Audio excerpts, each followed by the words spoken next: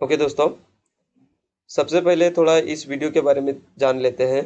तो इस वीडियो में टोटल 25 क्वेश्चन है, यानी 25 प्रश्न है और ये इस वीडियो का फर्स्ट पार्ट है।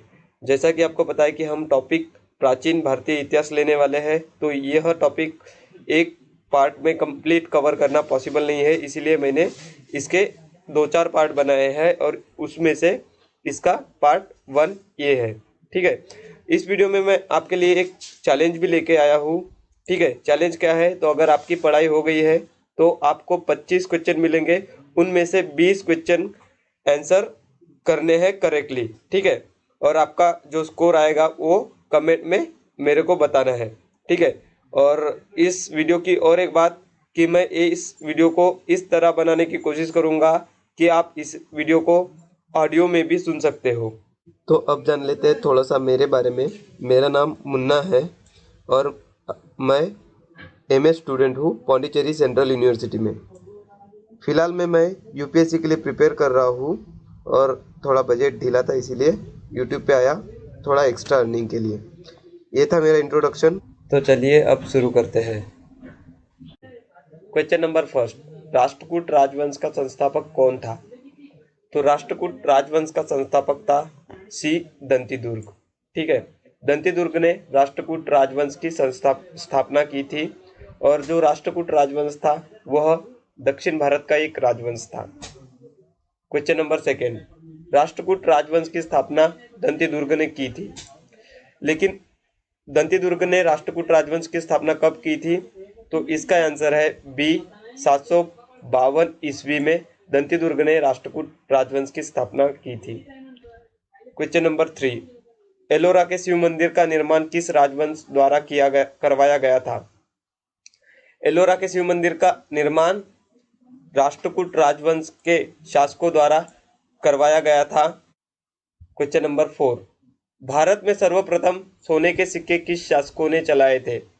तो भारत में सर्वप्रथम कुषाण शासकों ने सोने के सिक्के चलाए थे। इनके आने से पहले भी भारत में सिक्के थे, लेकिन वो सिल्वर या तांबे के सिक्के थे, लेकिन सबसे पहले कुषाण शासकों ने सोने के सिक्के चलवाए थे भारत में। क्वेश्चन नंबर 5, मौर्य साम्राज्य का अंतिम सम्राट कौन था? ठीक है, तो इसका आंसर है बृहद्रथ। ठीक है, option number C, Brihadratha Maurya साम्राज्य का अंतिम सम्राट था और इसकी हत्या पुष्यमित्र शुंग ने कर दी थी। क्वेश्चन नंबर 6, मौर्य साम्राज्य में बिंदुसार का उत्तराधिकारी कौन हुआ था? तो मौर्य साम्राज्य में बिंदुसार का जो पुत्र था अशोक, ठीक है, अशोक ही बिंदुसार का उत्तराधिकारी हुआ था। ठीक है, तो मौर्य साम्राज्य में बिंदुसार के बाद अशोक राजगद्दी पर बैठा था। क्वेश्चन नंबर 7, मेगास्थनीज किसके काल में भारत आया था? तो मेगास्थनीज चंद्रगुप्त मौर्य के काल में भारत आया था। क्वेश्चन नंबर 8 है, मेगास्थनीज किसका राजदूत बनकर भारत आया था? तो जो मेगास्थनीज था वह सेलुकस निकेटर का राजदूत बनकर भारत आया था। किसके दरबार में आया था? चंद्रगुप्त मौर्य के दरबार में। क्वेश्चन नंबर 9, गौतम बुद्ध की माँ महामाया किस राजवंश की राजकुमारी थी? तो जो गौतम बुद्ध की माँ कौन है थी? महामाया। इससे 2 क्वेश्चन बनते हैं। गौतम बुद्ध की माँ का नाम क्या था? ये क्वेश्चन हो गया। और वह किस राजवंश की थी?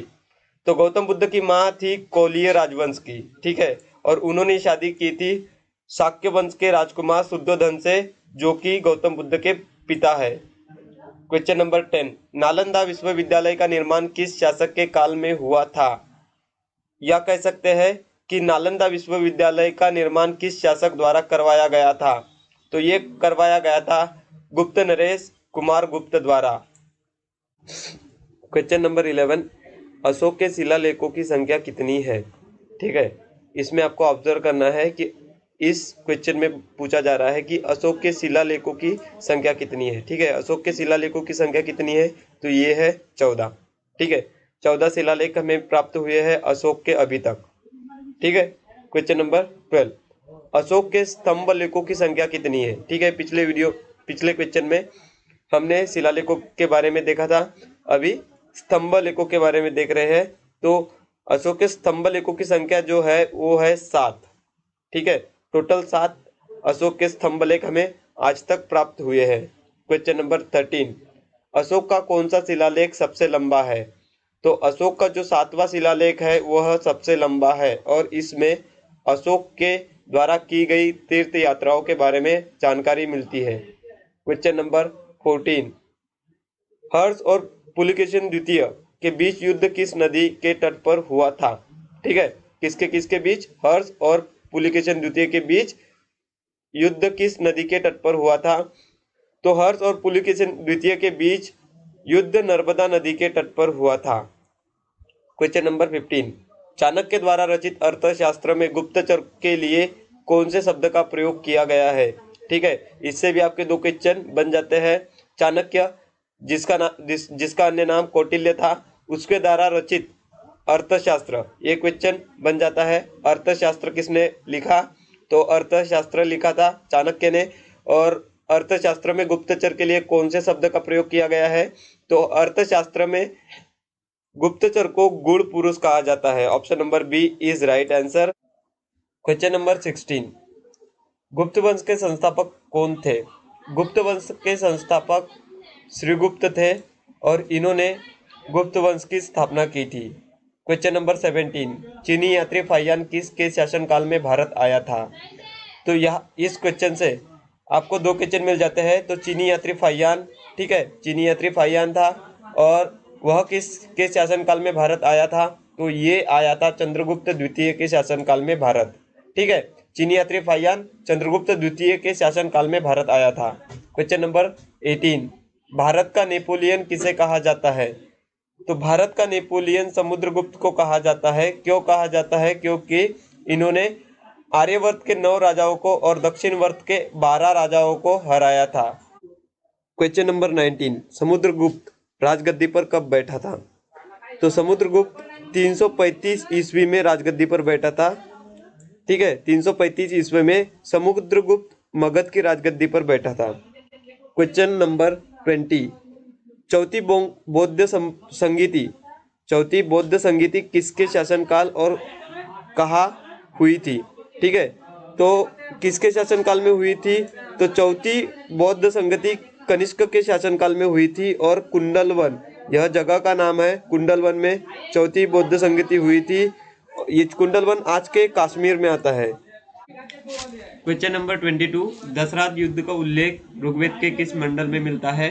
तो जो 7वां मंडल ऋग्वेद का है वह दशरथ युद्ध का उल्लेख करता है। क्वेश्चन नंबर 23, जैन धर्म के संस्थापक और प्रथम तीर्थकर कौन थे? तो जैन धर्म के संस्थापक ऋषभदेव थे और प्रथम तीर्थकर भी यही थे। ठीक है, तो आपको एक आंसर देना है कि जैन धर्म के सबसे आखिरी वाले जो तीर्थकर है वो कौन है?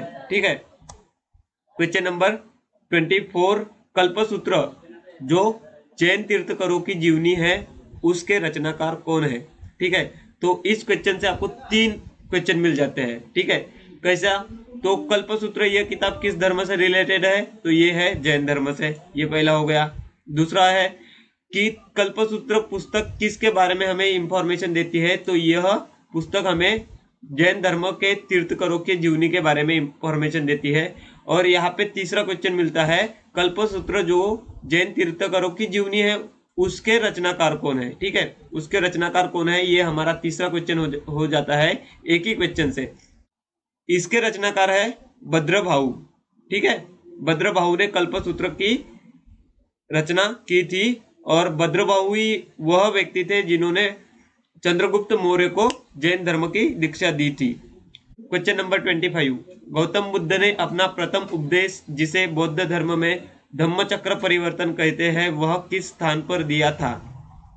ठीक है, क्वेश्चन रिपीट कर रहा हूं, ये थोड़ा लंबा है। गौतम बुद्ध ने अपना प्रथम उपदेश जिसे बौद्ध धर्म में धम्मचक्र परिवर्तन कहते हैं वह किस स्थान पर दिया था? तो ये इन्होंने दिया था सारनाथ में। ठीक है, इन्होंने यह जो अपना प्रथम उपदेश है वह पाली लैंग्वेज में दिया था। तो थैंक यू दोस्तों, आपने वीडियो को लास्ट तक देखा। अगर आपने हमारा चैलेंज एक्सेप्ट करके स्कोर किया है तो आप अपना स्कोर कमेंट बॉक्स में लिख सकते हैं। और आप चैनल पे अगर नए हो तो आप हमारे चैनल को सब्सक्राइब कर सकते हैं और वीडियो को लाइक भी कर दीजिएगा। ठीक है, तो अभी के लिए अलविदा, फिर मिलेंगे एक नए वीडियो में। और कुछ नए क्वेश्चंस के साथ।